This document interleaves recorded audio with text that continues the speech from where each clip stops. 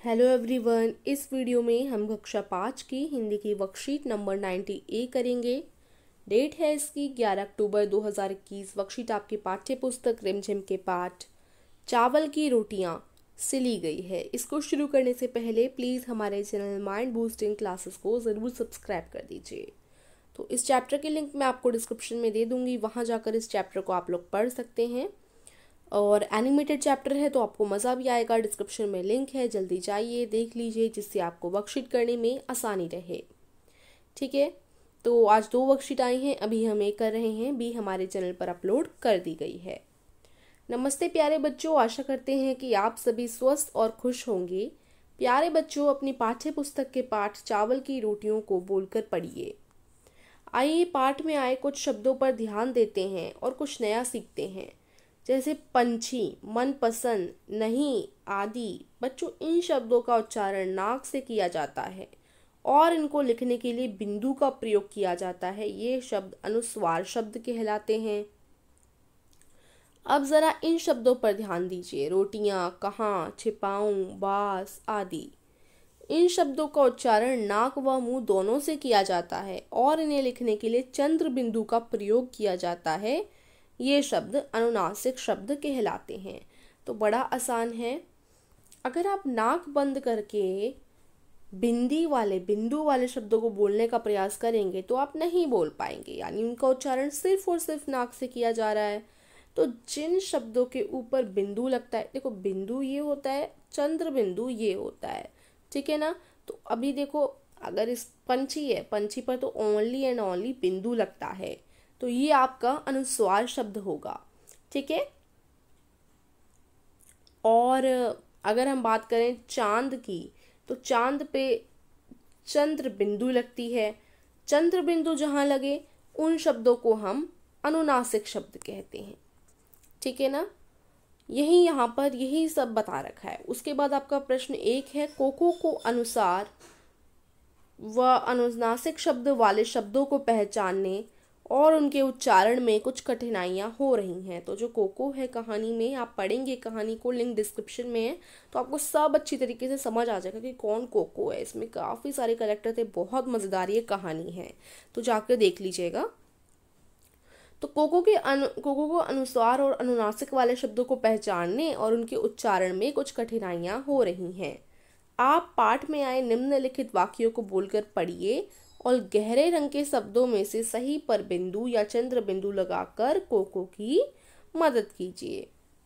तो ये देखिए, बहुत बुरी बात, मेरी माँ ने केले के पापड़ बनाए थे। तो यहाँ जो माँ है वो गहरे रंग में है और माँ पर जो है चंद्र बिंदु लगता है। ठीक है, तो आप ना साथ साथ ऐसे बिंदु चंद्र बिंदु लगाते जाएंगे गहरे रंग के शब्दों पर। मैंने सोचा तुम्हारे साथ बांट कर खाऊंगी। तो यहाँ पर मैंने पे बिंदु लगेगा, बांट कर पे चंद्र बिंदु लगेगा, खाऊंगी पे भी चंद्र बिंदु लगेगा ऊ के ऊपर। ठीक है ना। उसके बाद मैं 4 पापड़ लाई हूं। तो यहाँ हूं जो है, इस पे भी जो है चंद्र बिंदु लगेगा। ठीक है। 2 तुम्हारे लिए 2 मेरे लिए, सोचा था तुम्हारी चावल की रोटियां और मोटे पापड़ दोनों का बढ़िया नाश्ता रहेगा। तो रोटियां पर भी चंद्र बिंदु लगेगा और दोनों पर बिंदु लगेगा। ठीक है। तो इस तरीके से आप लोग इसको कंप्लीट कर लेंगे।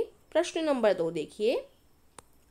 प्यारे बच्चों, आइए संगीता से मिलते हैं। संगीता को अपनी डायरी में चित्र बनाकर अपने मन की बात लिखना पसंद है। क्या आप चित्रों की मदद से संगीता द्वारा लिखे गए इन वाक्यों को पूरा करने की कोशिश करेंगे? तो मेरा नाम डैश है, यानी संगीता है, क्योंकि यहाँ एक लड़की बनी हुई है तो संगीता। मुझे रात के समय डैश को देखना बहुत अच्छा लगता है। अब यहाँ ना चित्र से दर्शाया गया है, तो यहाँ चांद है ना, तो हम लिख देंगे। ऊपर से आपको ना हिंट बॉक्स भी दिया गया है, ये देखिए। तो इधर से जो है हम चांद यहाँ पर लिख देंगे। ठीक है ना, क्योंकि चांद की पिक्चर दे रखी है। तो संगीता को रात के समय चांद देखना अच्छा लगता है। मेरा मन करता है कि मैं दिन में भी डैश की तरह आसमान में सैर कर सकूं। तो यहाँ चित्र में क्या दिखाई गई है? परियां दिखाई गई हैं, तो आप परियां लिख दीजिए। मेरा मन करता है कि मैं दिन में भी परियों की तरह आसमान की सैर कर सकूं। उसके बाद है सर्दियों के मौसम में मुझे डैश खाना बहुत अच्छा लगता है, तो मूंगफली का चित्र है तो मूंगफली लिखेंगे। सर्दियों के मौसम में मुझे मूंगफली खाना बहुत अच्छा लगता है, देखिए यहाँ से छाट लेंगे। और एक बार मैं अपने चाचा के साथ डैश में गई, तो यहाँ जंगल आ जाएगा। वहां पर मुझे एक डैश दिखाई दिया, सांप का चित्र है तो सांप आ जाएगा। वहां पर मुझे एक सांप दिखाई दिया, उसे देखकर मैं बहुत डर गई। ठीक है, तो इस तरीके से ये पूरा हो जाएगा। अब आगे चलते हैं। आगे है आपका आओ बातचीत करें, आपस में ये लोग क्या बात कर रहे हैं आपको कल्पना करके लिखना है। ये देखिए, ये जो है सिलाई कर रहे हैं। यहाँ पर देखिए काफ़ी सारे सामान भी पड़े हैं, तो ये बोल रहे होंगे मैं तुम्हें बताता हूँ।